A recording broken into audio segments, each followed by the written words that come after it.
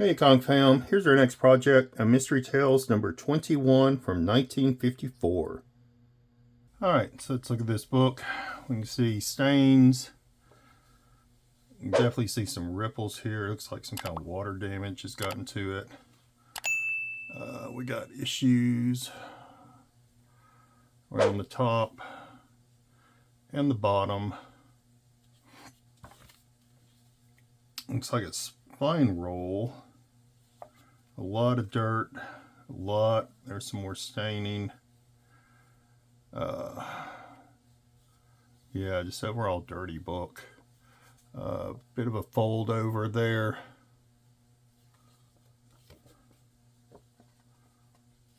And just an overall dirty loved book, not too loved. The interior, we're almost detached from the top staple. We can see that piece there. And looks like just some overall, looks how much wider it is across. So we'll see what we can do about that. The centerfold looks good though.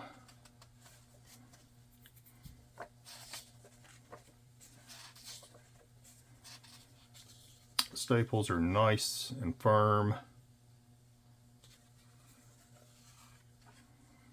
And the back cover has that weird staining again. We can see where the paper is folded over. We can see where it's still detached here on the back, but not on the front. And we can better see that rip down here. So, alright, there's our book. We're going to get to it and see what we can do. Alright, Confam. So we're going to start with a dry clean on this. Now there are a lot of stains here. Hello Jack. So I'm going to be really careful. There's creasing and stuff too. I don't expect to get a lot at this point. I am going to try and hit some of these areas with an eraser, but I think we're going to have a little bit better luck after I do a wash. Once I take it apart and I'm able to really lay the cover flat and such. Probably at that point,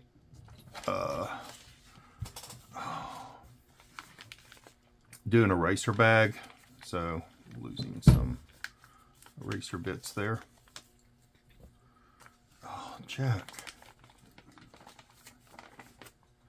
You don't need to chew on any of that.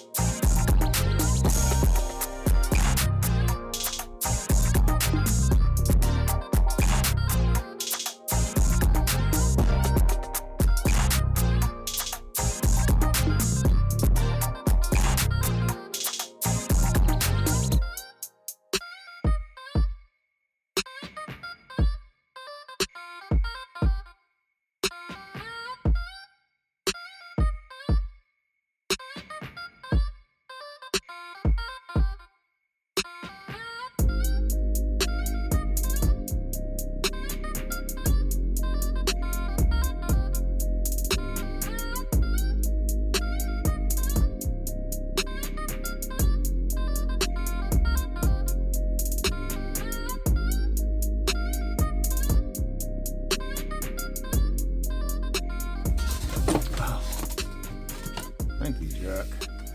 All right, so we have our cover here. And Jack, of course. Come on. Come on. Scoot. Scoot. Hey. Seriously? Seriously? Yes, everybody wants to see you. All right. They've seen you. They've seen you. Go. All right. Jack.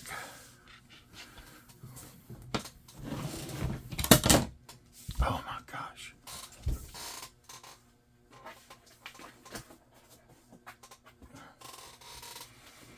All right.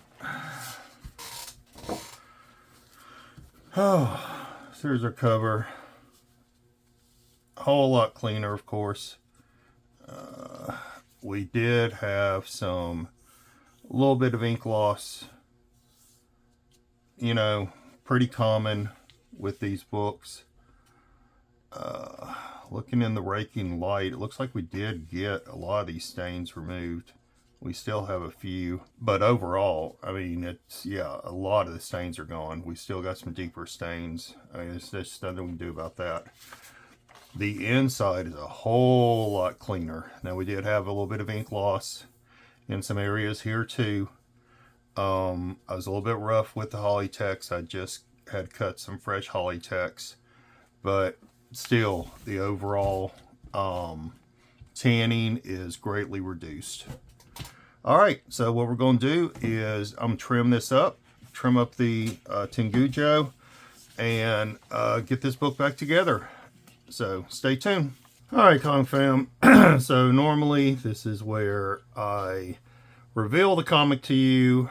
At the same time, I reveal it to myself. But we had a little bit of an accident. Completely my fault and Jack's. When I did not, I usually leave my humidification chamber on the dining room table. I didn't clear off the dining room table, and the humidity chamber was sitting near the edge, and Jack decided to investigate. And he knocked over the entire humidity chamber, getting the entire comic book completely wet. So I had to let it sit out, kind of air dry for a day or so. While it's still damp, I then put it into the press and let it sit for a while longer. All right, so what does it look like, Jack?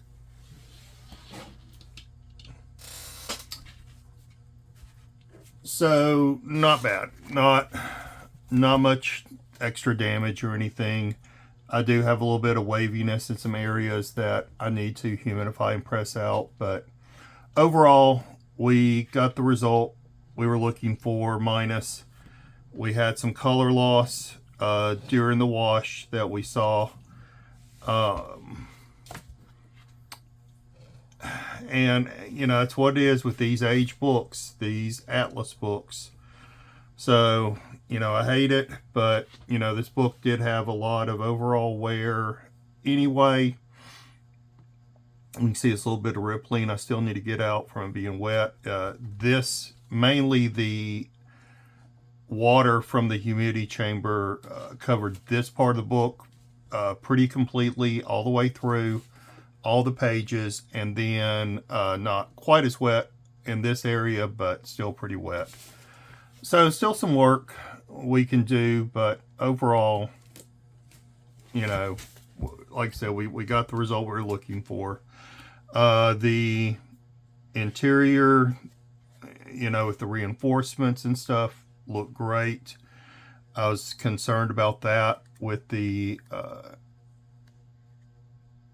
with it getting wet, but you know, I think we came out okay. So, was it a perfect project? No. Did we have some issues? Yes. And I always like to show you the good and the bad, and you know, this will maybe help you make some better decisions. You know, you see these seals are really nice and strong. You know, it's data points to add to us making better decisions moving forward. And this is the kind of work we need to do, you know, even if it puts, you know, some risk associated with it. You know, that's what research is about, is sometimes it's taking some risks, you know, seeing what happens. All right. One thing I did notice I want to bring up is Dr. Paul and I have talked about this many times.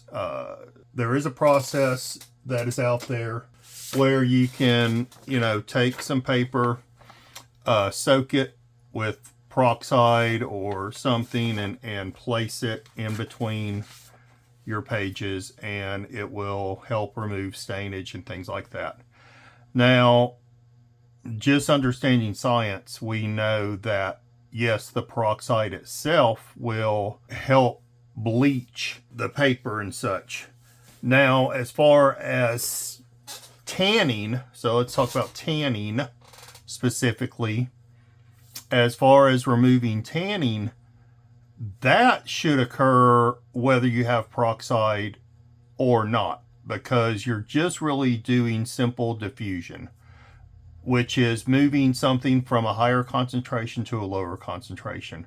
So when you have, let's say, for example, like I had here, you had a wet page, then a dry page laying on top of it, the water is going to want to move to the dry area. Now, along with that movement of water, you're also going to have whatever is associated with that water, like impurities and things like that. So, that's exactly what occurred. If we look at some of the dry paper I'd put in, you see a clear outline of the tanning and such that got pulled with the water into the dry paper.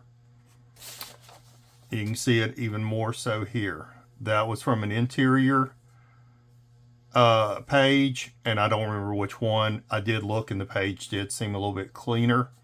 But yeah, and then just to kind of keep the hello Jack, just to keep the wrap and the first page from sticking together, we also see, even though this is SRP paper, which will not absorb moisture because it's SRP, the staining, interior staining of the comic did actually get attached to the paper itself.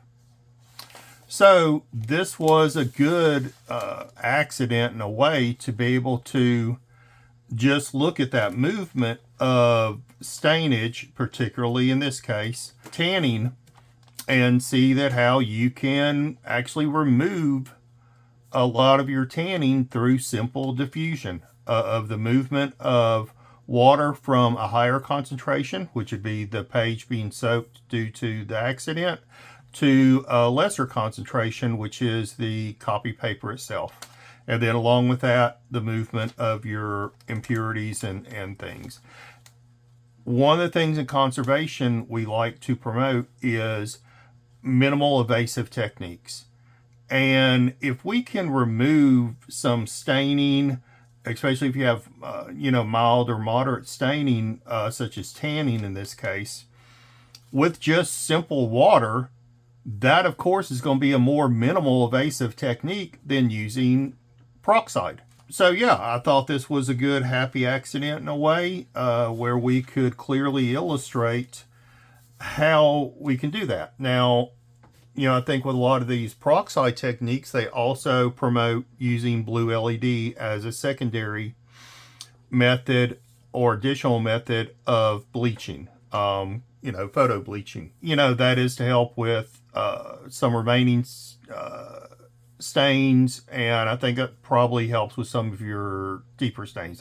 And of course, like I said a moment ago, I think peroxide as a bleaching technique will help reduce, along with blue LED, additionally, some of those deeper stains you may have with your comics.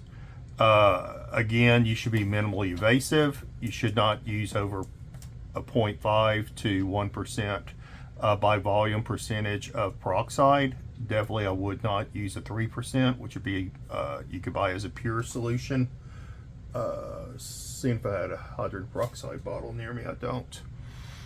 Which would be a pure solution that you can normally buy in any drugstore. So happy accident, and can clearly see, like I said, how I was able to pull some tanning from the book with only water.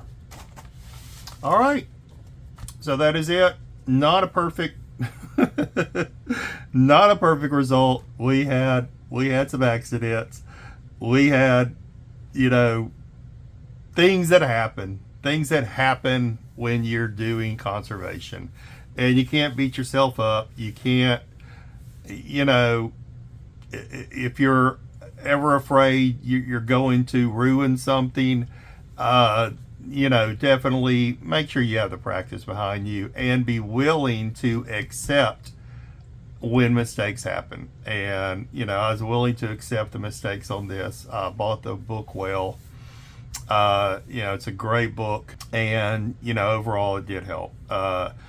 So, all right, that is it for my Halloween week. I am going to be a little bit slower with getting out some videos. I'm going to put up a special video discussing that, but from here through probably November, maybe through the end of the year, let's not expect as many videos I've been dropping. I'm trying to get at least one video out a week, perhaps two, but this 3 times a week for the past couple of months has been pretty taxing. And I will, like I said, do another video with discussing that some, and by the end of the year I hope to have a very special announcement for all of you. Hey, thanks for tuning in. If you like this content, please like, comment, subscribe, hit that notification bell. And dealing with kitty cats. But with that, we're gonna say peace, love, and comics. Right, Jack? Bye. Oh yeah, get your stretches in. Get the stretch. Oh yeah, get that booty stretch. All right. Thank you all.